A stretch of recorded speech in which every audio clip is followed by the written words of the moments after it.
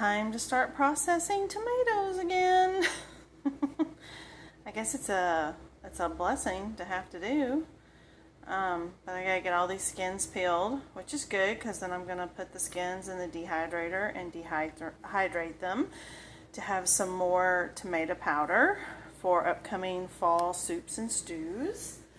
And while I am waiting to start taking the skin off on these, I'm a lazy dog, I am fixing to start pressure canning some more beans. I'll get 4 more quarts. I'm just waiting for my kettle to heat up again so that I can finish with the water, debubble, and get these on. I'm telling you, preservation is saving the harvest, 1 jar at a time.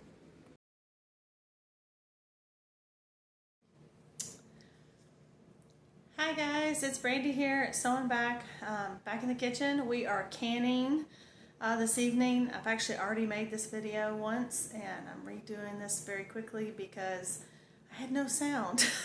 I didn't realize it till after the fact. So it's kind of late. The canning is actually pretty much done with the exception of I'm just waiting for my pressure to drop so that I can take my weight off and get my jars out with my green beans over here that I've already pressure canned. I did pressure can these tomatoes because it was quicker than water bath canning, plus I was doing them in quart size jars, and in this canner you can't water bath can quart size jars. You can do pints, half pints, and all those, but the smaller sizes, but you're not supposed to water bath in that if you're going to water bath in that. Which you wouldn't put the lid on like that either. So I decided to pressure can because I already had it set up and going for my green beans. You can totally pressure can your tomatoes. And that's what I did. I did the raw pack, so I took all the skins off and I cut them in half. Some of them were kind of already falling apart because they were really ripe. Put them in the jars with because I did quarts, so I did 2 tablespoons of lemon juice, 1 teaspoon of salt, and you leave a half of an inch of headspace. And I cleaned my rims with vinegar, put on new lids, bands, and then I have 6 jars in this canner that I was able to pressure can, and essentially it's the same amount of time to pressure can as it is green beans. So it was 11 pounds of pressure for 25 minutes. So that was a lot faster than doing I think for this method, water bathing, it was like 85 minutes or something of water bath canning. So I did that. And you get a better seal usually. So I'm okay with that. And these tomatoes, the good thing about that is that I can use these as a base for chili, soup. I mean, if I wanted to blend them up and put some Italian spices, I could make pizza sauce if I wanted to. Probably have to try to thicken it up a little bit, like I'd have to cook it down. But it's pretty much open to whatever you want to do with them. And they were just tomatoes, from my backyard. And then the other thing I did was I took all the skins and I put them in my food dehydrator, and I think I have 3 or 4 trays of tomato skins in there. Some of them had, especially on the heirlooms, you get I don't know if I have any. Let me see. You get these weird, like, bottom parts on some of the heirlooms. And so some of the skins where it was like that, I couldn't use. So I think I got 4 trays of skins, and I have a tray in there of my Israeli melon seeds that I'm seed saving. I'm trying to get them dried out because it's the same temperature, not going to affect having the 2 different things in the food dehydrator. And so I have that going, and my kitchen table, I'm starting to see, I do have pumpkins here. These have cured, and so I need to take white vinegar around the skins for storage, for long-term storage.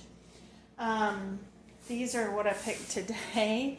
These aren't quite ripe, so that'll have to wait for this stuff. And I have some tomatillos, which I'm excited about that.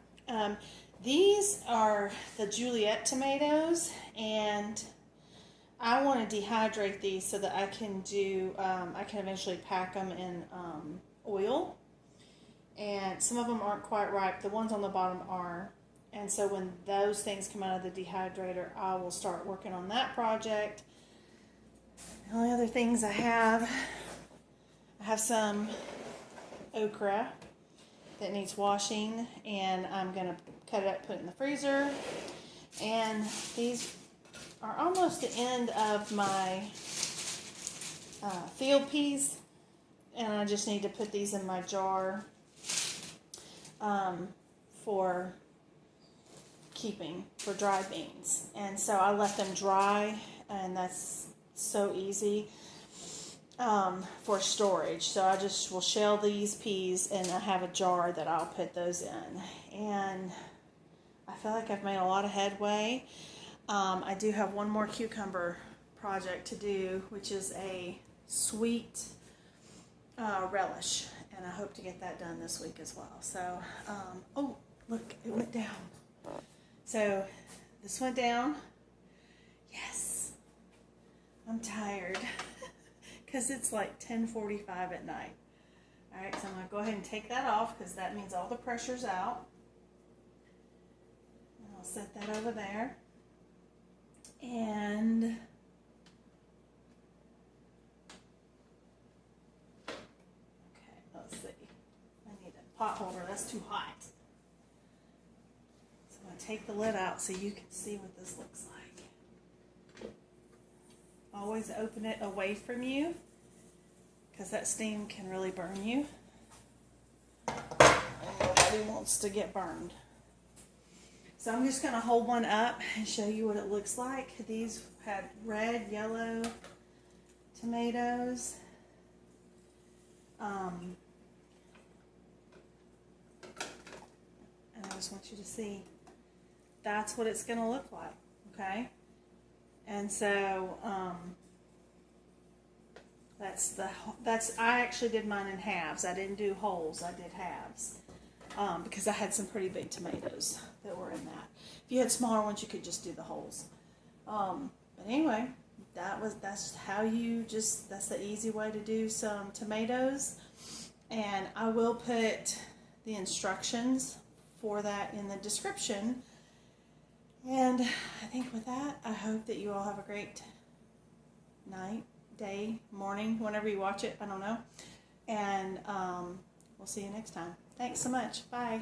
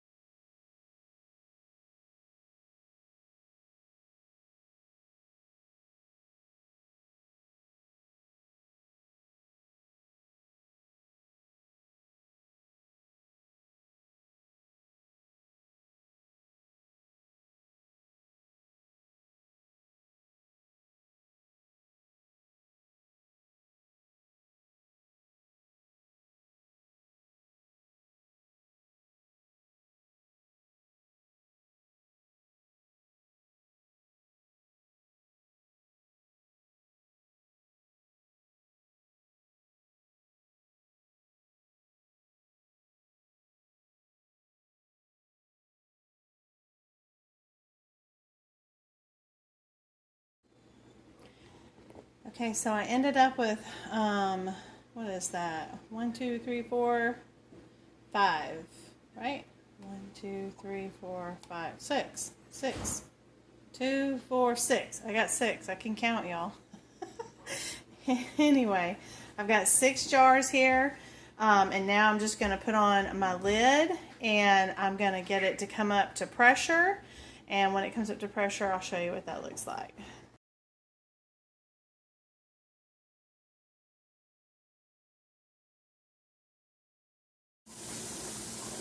Okay, you can see that my little button here has popped up, and I have been getting my vent of steam for 10 minutes, over 10 minutes. So I've got to apply my weight. And with this one, they just have one weight. It's usually helpful if you have an oven mitt or something, because that's hot and you don't want to get burned. Alright, so I got that, and now I've just got to get it up to 11 pounds of pressure. And when it gets up to 11 pounds of pressure, then I can start my timer. And I will be processing these for 25 minutes.